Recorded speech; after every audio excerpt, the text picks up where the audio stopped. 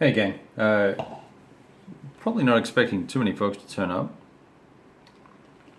primarily because I was home early and I was driving home and I was thinking about Sicily versus Sicily 2 and thought I wanted to record a little commentary and video and comparison between the two, and wanted to kind of talk to the camera, not just through the camera, if you know what I mean. And so the only way I can do that is by doing a live broadcast, because when I'm recording video regularly, I can't flick from front to rear camera. So you're getting this live broadcast, even though it is at 4:45 in the evening. So anyway, so here's what I was thinking. I thought it might be fun to take a look at the older Sicily system, the rules, and how they have been translated and transmogrified for Sicily 2. Take a look at the Sicily and Sicily 2 counter sheets and compare and contrast and see where they've made adjustments, how they've rolled up different formations into single counters and things like that. And then the last thing I thought might be worthwhile doing is having a look at the map. You've probably all seen me play the original Sicily just the last few weeks. So we'll have a look at the current map. And then later on, hopefully tonight, or maybe probably not tonight actually, I've got stuff to do tonight, but probably tomorrow or so I will jump on and we're going to look at the strategy. What's going to change for us playing this game in terms of, since we're playing on one map, what's going to change in terms of supply, trace supply, being able to get to and from the mountains, and being and combat enabled on the map. Because everything's much more condensed and concise. There's a scale, a significant scaling down, right? So I thought the first thing we should do is have a look at the rule book and see what primary differences there were. There are obviously no changes in the terrain notes. There's no differences in, there are differences in scale. And so perhaps that's where we should start, is at the beginning. And just let me make a comment on the scale here. So this is redefined to work with the same standard, same scale, excuse me, as the Blitzkrieg Legend. And I think Beyond the Rhine is also at that scale as well. So here I am looking at the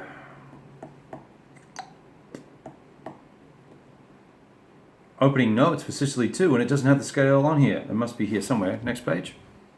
Nope. Well, la-di-da. How about that? I know it's here somewhere. I know it's 3.5 kilometers per hex. Hang on, let's see what this is then. No, this is 2.5 miles per hex instead of the usual 5 miles per hex. Okay, so what we've done here is gone from 2.5 miles a hex to 5 miles a hex, because that's what Sicily is. Looks like we got a visitor, so welcome. If you're catching up, you'll notice that I'm home from work early. So we've got this 5 mile a hex situation. That's the first thing. Weather doesn't change. Mules and wagons don't change. Air entry points don't change. So those little spots on the map where you can just do an automatic count to that section of the map and then fly from there. That doesn't change. The off-map holding boxes do change from Sicily to Sicily 2, and they're kind of just grouped into one big thing. So there are the Tunisian holding box, which covers all the Tunisian ports, kind of in toto. And then there's just the Roman or Italian ports and holding boxes, and that's all consolidated down into one. That makes life a little easier when you're managing bits and pieces. My understanding of trace supply and aircraft limitations and shipping in the Messina Strait, all of that's going to stay the same. We're not expecting to see anything significantly different there. The international cooperation rules are the same, so clearly the same sort of spotting rules that we would normally expect to find in Sicily, you'll find here. So Italians, Commonwealth can't spot for American air barrages and stuff like that. The Italians wavering rule that sort of brings up the issue of the Italians surrendering.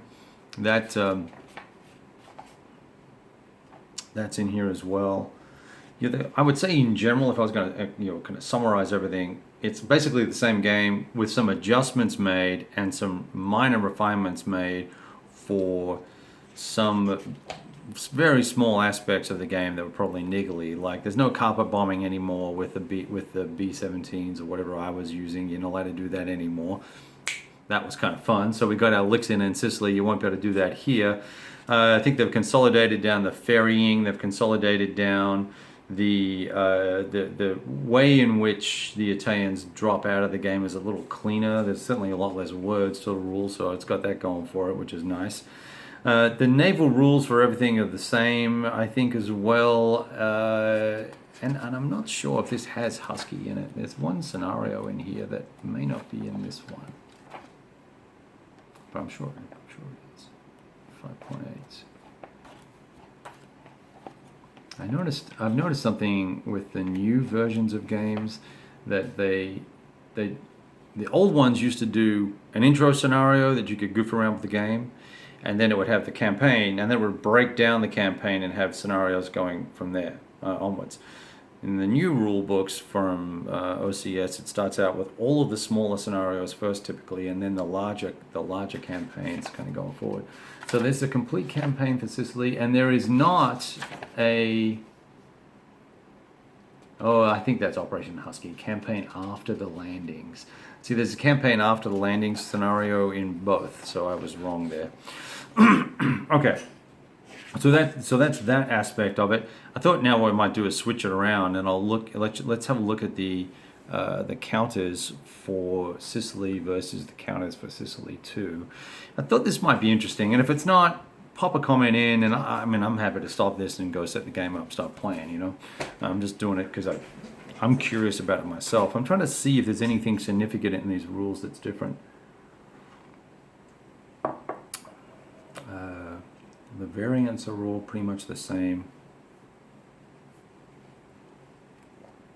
There's no airborne drops. There is that much. All airborne has to come in via, at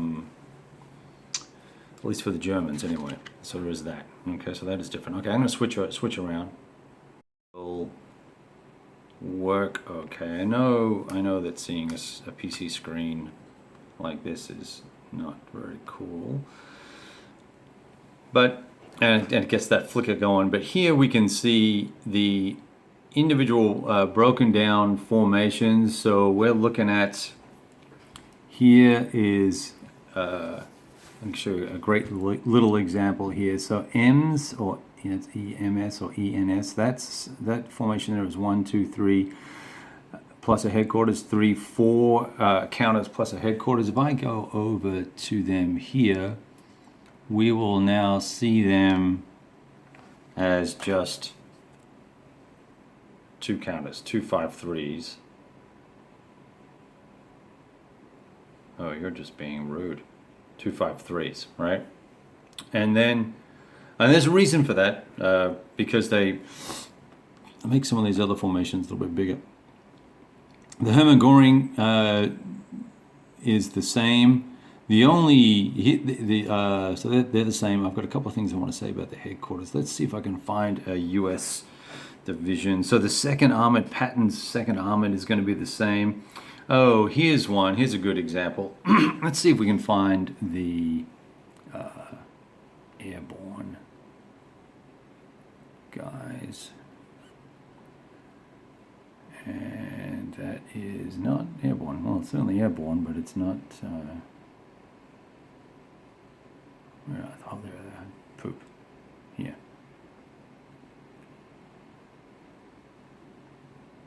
Okay.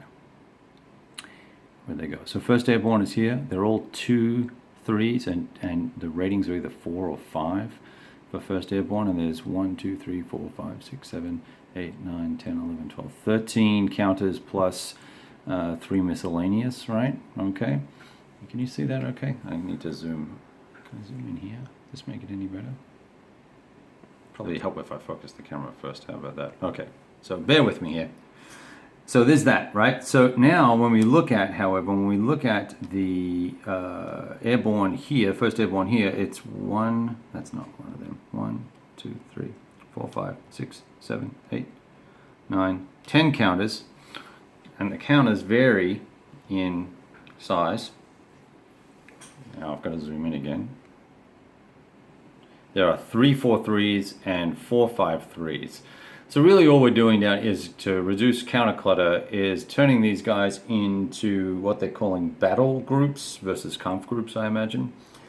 And consolidating these and making each one a little bit larger and making each one have, I think they're just rolling up the various battalion sized and company sized. These are all companies here, I think.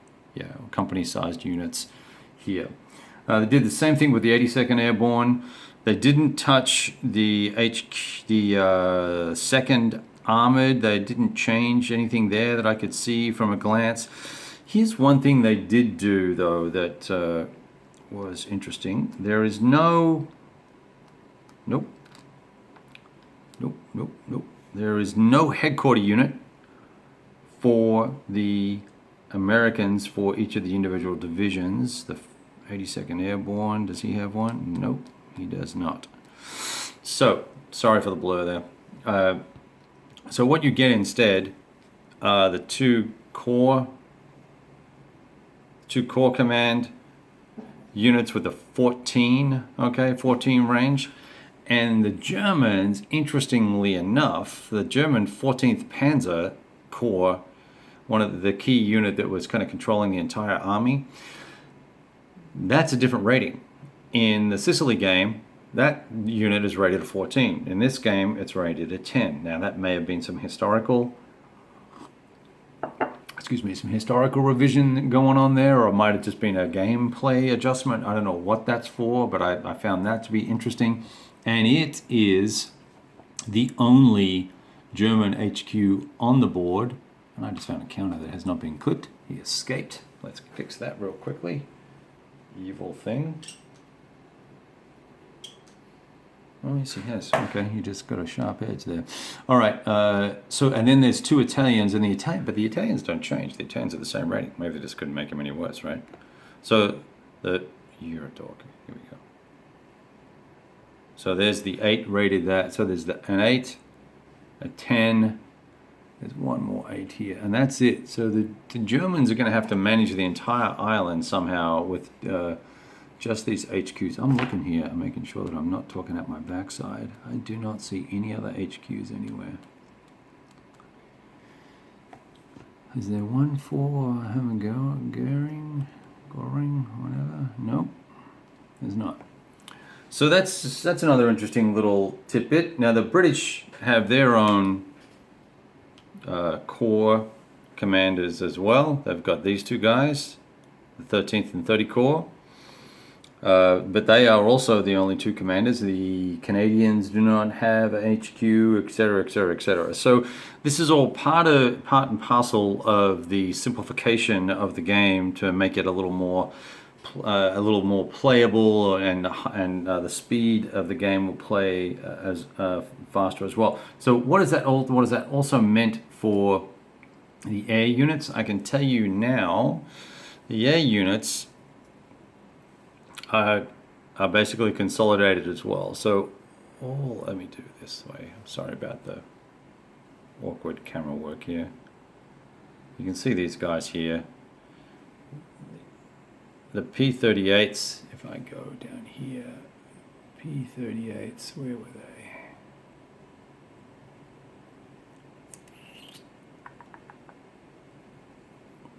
P-38s.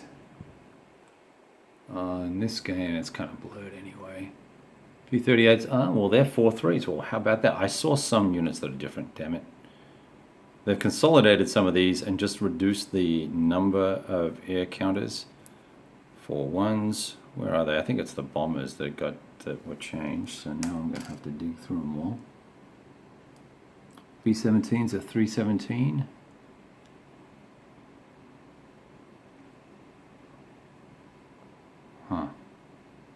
Well, I'll be damned. Maybe it was the. No, you can't see anything. Sorry. These guys here, 1, 2, 3, 4, 5, 6, 7. There are 7 Messerschmitt units. I'm pretty certain. I'm going to move this now because we're going to look at the board in a second. 7 Messerschmitt units. Let's point this down here. Maybe they didn't change this at all. I thought they did.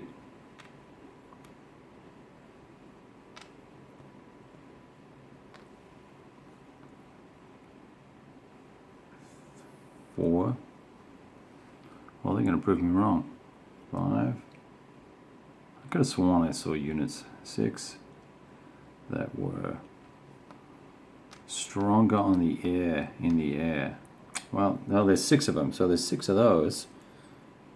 I don't see any other Messerschmitts anywhere else. Okay, it's all debatable at the moment then. We're not sure exactly how they have changed, or I'm not exactly sure how they've changed the air units. I could have sworn that they had made some of these air units more powerful so that there would be less units on the board, but they are now making a liar out of me. Let's see, 5 1s. Yeah, they're all there as well. Well, lottie frickin' da. Okay, so much for that. So that would that covers the counters. And let's zoom back out here. There we go. I know there's a bit of glare on the map, and we're just going to have to deal with it. It's a super hot day here and sunny. They have managed to, on the map, consolidate and clean up the tracks. So they've got all the tracks that matter on the right-hand side here for the eastern edge of the board. And then around on the northern side, there's just the 2 tracks here, and then three tracks on this portion of the map. And you can see, if you remember the last video we did, Mount Etna was about 8 hexes or 9 hexes wide here, and probably an additional hex or 2 east to west. So there's also no white roads. There's no tertiary roads. Now everything is the secondary road. Everything, yeah, all these roads are secondary roads. And keep in mind that the scale here now is 5 miles per hex, not 2.5 miles per hex. So let's see. So I think that's going to change pretty significantly. So if you imagine you had headquarters here, and this is a port and a trace supply location, with a throw of 14, that's to say I was in this port, I could get 1, 2, 3, 4, 5, 6, 7, 8, 9, 10, 11, 12, 13, like 14. I can get all the way to here. Now, if I take that 14, 13, let's call that 13 to there. If I move the headquarters forward the 5 truck movement points, it can. 1, 2, 3, 4, 5. I can have it sitting here, and it can count back to the headquarters. Now I can go 5 more hexes. 1, 2, 3, 4, 5. I'm going to be right in range, or getting close to. I can go this way. 12. I said 13, 13, 14, 15, 16, 17, 18. So I can now supply with 1 headquarters on, here somewhere. I can reach Palermo and keep those forces in supply. There's Palermo in the corner, just right over there. So I think that's an interesting situation. And for the British, it's going to be the same sort of thing. If the Brits can, move up the, if we get the glare out of your eyes, move up the road from Syracuse or Augusta, probably Syracuse because of the, whoa, that's really bright, isn't it? Syracuse is right here. But once again, if we did the 5 truck movement points, which is 10 hexes, and then we throw forward 12 or 14, is it 12 hexes up, 12 movement points up to here, you'll see that we could very easily reach up to here as well. So that's how they've reconciled and made things a little simpler and smaller and easier for both sides to manage. The Germans, on the other hand, I think they're going to have a tougher time of it, because where are they going to be able to put their HQ with a 10 range, not a 14, a 10 range, a 10 range HQ? Where are they going to put that guy? Where are they going to put him so that he can feed, collect trace 1, 2, 3, 4, 5? Well, he's on a trace. He can use railroad for trace, but where is he going to be able to throw to? If he's here, he's going to need to be on secondary road here somewhere, primary road here somewhere.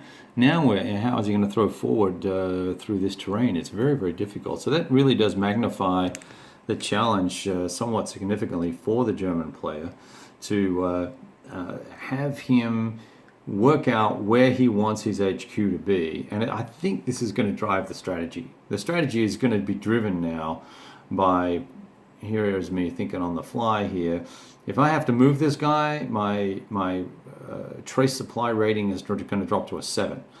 That's not great. That's worse than one of the Italian units. So I don't want to have to move this dude. So let's assume that I set up shop somewhere over here near Mount Etna. I'm really in a 10 hex range. Sure, I can run down the road here to Syracuse and support guys for a while, but frankly, 1, 2, 3, 4, 5, 6, 7, 8, 9, 10. You know, I can support out to here. So what are we doing now? Now what we're doing is really forcing the German player to probably pull all of his forces back to within some reasonable range of where they will ultimately end up defending anyway. So if you remember, we talked earlier on about the last, in the very first couple of videos, I said, oh, well, the last thing you want to do when we're trying to play some sort of historical game is just, you know, work the rules system to your advantage. And the rules, the gimme on Sicily was drop everything, retreat back up to here, and build an impenetrable defense up in this neck of the nape over here, right? Now you're pretty much going to be forced to do that because none of your guys are going to be in trace. You can put your headquarter here for the first couple of turns and keep guys in trace maybe, but you're not going to risk your only headquarters unit at all. That would be just sheer folly. Let's see where that headquarters actually starts, and that might tell us something as well. That might tell us something as well. Let's see.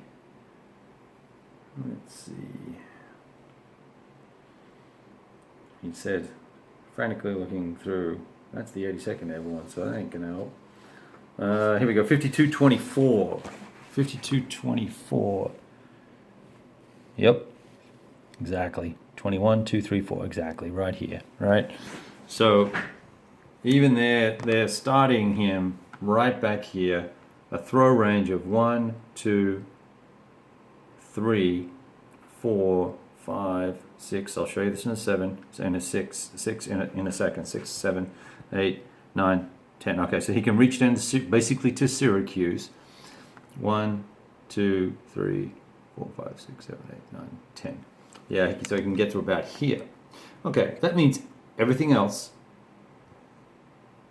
will be out of trace unless they can reach a road, right? A road or a rail line, one of these primary roads or a rail line, and then trace their supply route of any length back to a supply port or a supply port basically. So Palmero or Messina.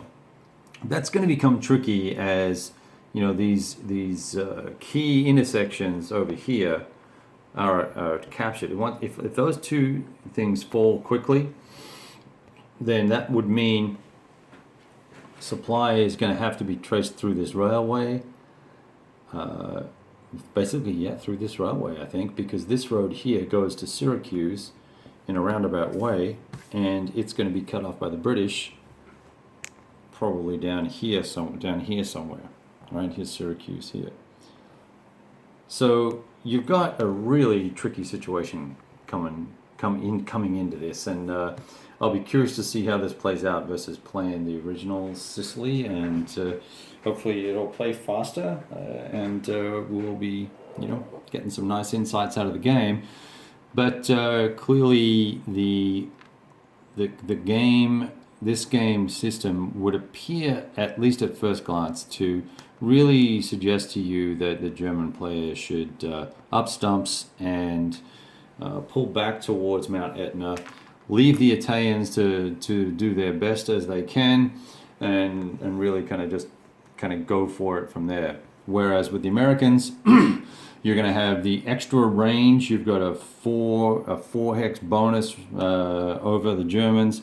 Once you get a HQ up into this area here, if you capture this section here, you've split the map in half, because all the units on this side will then have to trace supply to Palermo, which is over there,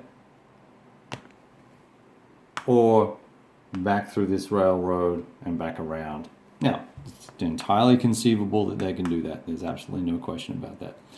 I'm just giving you observations, looking at the map without having thrown any dice or put anything on the board, that type of thing. So, all right, that's my caffeine-induced observations for the moment. So it would seem that we have a very, very different game, and perhaps a game that is forcing you to a different conclusion, or a more succinct conclusion more rapidly. I just kind of the gut feel I get here. I'm looking to see if the VC conditions change. They're adjusting them a little bit to have a look at the map and have a look at the counters and the rules together, and we can all look forward to having it set up pretty soon. And I'll probably do some live stream if you're interested. If not, we'll just take some video and I'll share it later.